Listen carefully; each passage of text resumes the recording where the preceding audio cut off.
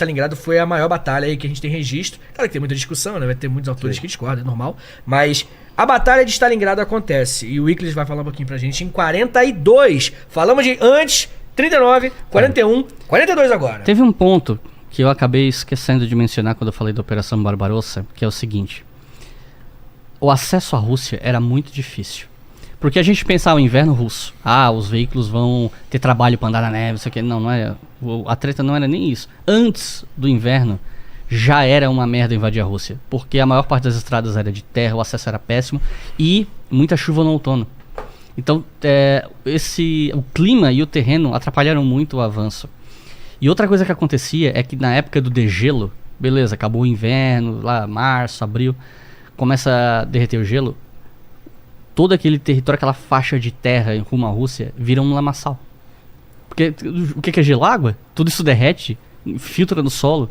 E assim, tinha várias situações que os alemães não conseguiam fazer porra nenhuma, não conseguiam invadir a Rússia ou tomar certas ações ofensivas porque não passava, os veículos não passavam, era pântano, terreno, uma desgraça.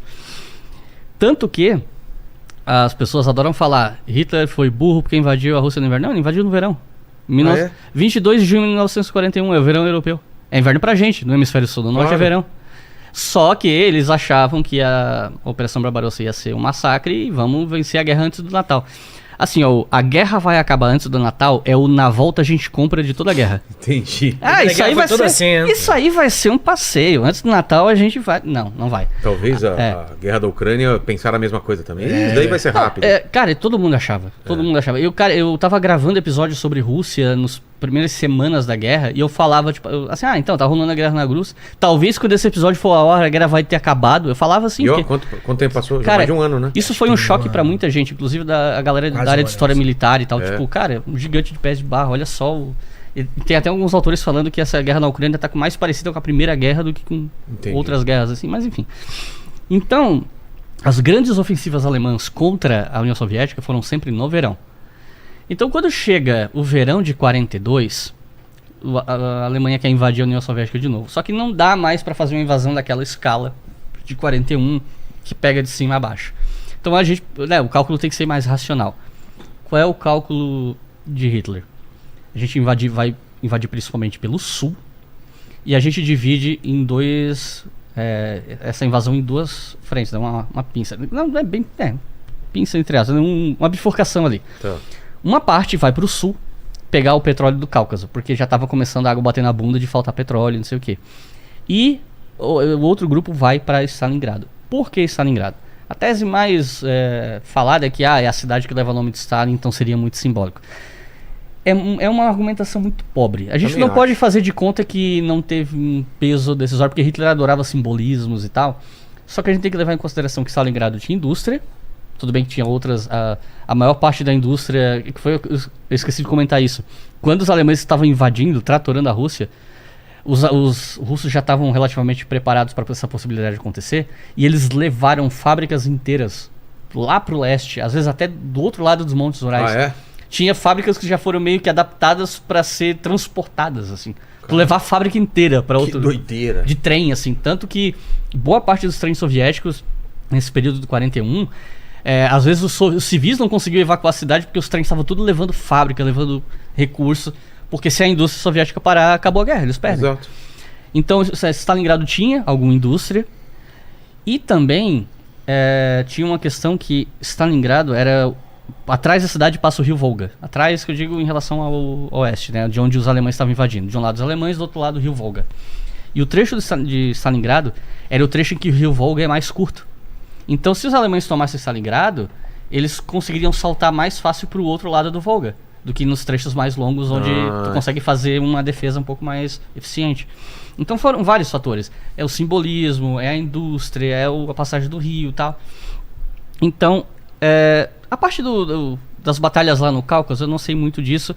O que eu sei os alemães não conseguiram, porque a linha de suprimentos, até lembra, mais uma vez, as linhas de suprimentos alemãs não dando conta de tudo que a invasão precisa, os caras apanham no Cáucaso e voltam.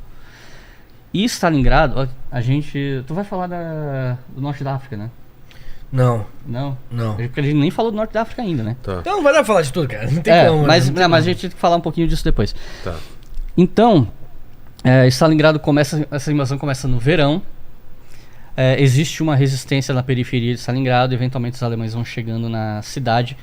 Eu tô acelerando aqui, né? E o momento mais crítico é em meados de outubro, se eu não me engano. Porque o que aconteceu? Os alemães estavam fazendo um ataque meio de pinça mesmo. Então eles estavam empurrando os soviéticos rumo ao rio Volga e atacando pela esquerda e pela direita também. Tá. Então eles pressionaram os russos estavam recebendo recompletamento ali pelo rio Volga do outro lado. E no ponto mais crítico, a linha de frente entre, assim, de onde os russos estavam enfrentando os alemães até lá atrás do Volga era tipo 1 quilômetro. Um ponto mais crítico. Só que os alemães, eles não estavam preparados para o tipo de guerra que eles iam enfrentar em Stalingrado. Porque Stalingrado não era batalha de campo aberto, não era um local onde a Blitzkrieg vinha e passava o rodo. Stalingrado não, eles tudo bem, mandaram bombardeio, mandaram artilharia, mas quando os tanques começam a chegar lá para seguir com a Blitzkrieg, eles encontram uma cidade cheia de escombro, uma cidade muito densa, com muito prédio. Os blindados não têm margem de manobra. Tu tem, às vezes, o escombro de um prédio cai no meio da rua. Opa, a rua tá trancada, faz a volta. Enquanto o tanque tá fazendo a volta, vem um soviético lá com uma granada antitanque, com rifle antitanque, e inutiliza. Pronto, acabou, perdeu o tanque.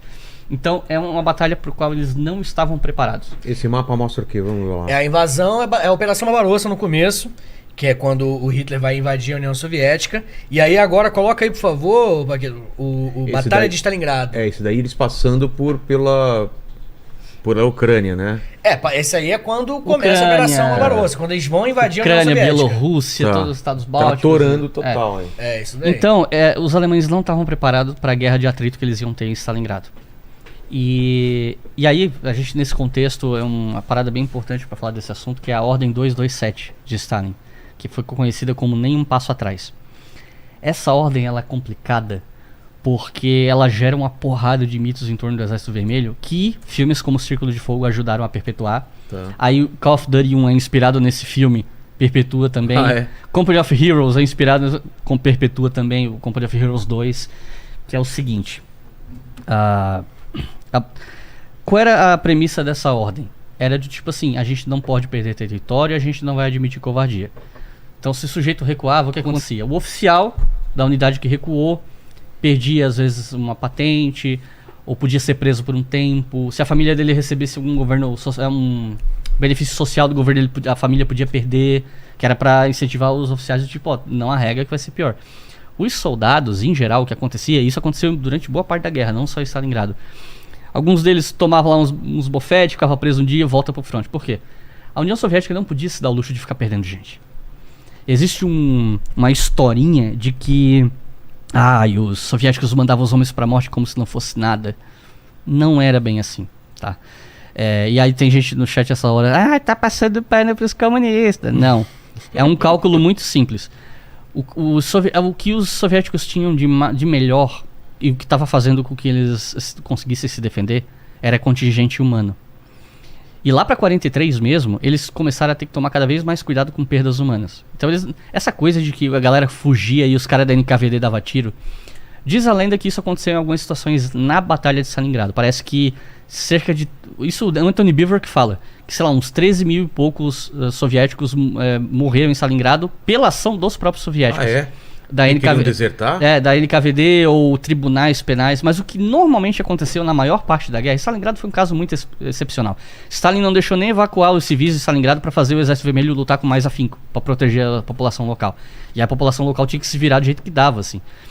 E às vezes até meio que ajudando o alemão para, sabe, fazendo o que dá para sobreviver. Então, o que normalmente acontecia é o quê? A galera recuou, o oficial é penalizado, talvez executar um cara aí para dar um exemplo, mas essa galera vai para um batalhão penal. Batalhão penal o que é? É uma outra unidade de infantaria, só que é uma unidade de infantaria que é mandada para as missões mais perigosas, aquela que ninguém quer ir. Passar por campo minado, atacar uma posição muito fortificada que a chance de vitória é mínima. A gente precisa atacar. Manda o batalhão penal, os caras que se acovardaram. Por quê? Pra incentivar a galera a não recuar mais. Só que aí isso criou toda uma história de que durante toda a guerra, o Exército Vermelho, eles não podiam recuar se não tinha um cara da NKVD atrás pra dar um tiro na cabeça. Isso acontece no filme. No filme tem o Vassili Zaitsev, ele desembarca no Volga, né? Inclusive que ele desembarca é bem diferente da história real, que ele desembarcou à noite, não tava tendo tiro na hora. Ele chega lá e não recebe uma arma, tem que ir com outro cara e o cara da frente tem que morrer pra tu pegar. Tem relatos de que isso teria acontecido em 1941, no começo da Operação Barbarossa. Porque, né, a União Soviética foi pega de calças curtas, mas muito rapidamente eles conseguiram resolver. Isso não aconteceu na Batalha de Stalingrado. Essa coisa de ter sempre a NKVD atrás para atirar. Eram eventos muito, muito, muito raros. E essa coisa, tem um ponto do filme, que é um batalhão, sei lá, não sei qual é a nomenclatura do grupo que estava avançando. Eles fazem um avanço suicida para uma linha de frente alemã que tá toda lá paradinha esperando. Aí a galera começa a recuar e começa a tomar tiro, né? Esse ponto, ele me deixa muito puto, porque é o seguinte... Só ajeitando o microfone. Não, isso me deixa muito puto. Eu não tô tendo feedback, né? Aí ele que tá avisando ali e tal. Por que isso me deixa puto? Os soviéticos, eles tinham uma tática que era a seguinte. A gente tem um front de atrito longo. Um front enorme, tá tendo essa guerra de atrito. Isso não é bom pra ninguém. A gente perde muito recurso, muita gente, a batalha não avança. Então, de vez em quando, eles usavam... Qual era a tática? Pegar um ponto do front, normalmente algum ponto assim mais fácil de atacar, junto a galera e faz um ataque massivo, uma ponta de lança, que sim, é um ataque que muita gente vai morrer. A ideia é, vamos matar mais gente mandar mais gente do que eles conseguem matar. A gente toma essa posição e a gente começa a quebrar a linha de frente do inimigo. A partir dessa quebra, tu vai pinçando, tu vai contornando.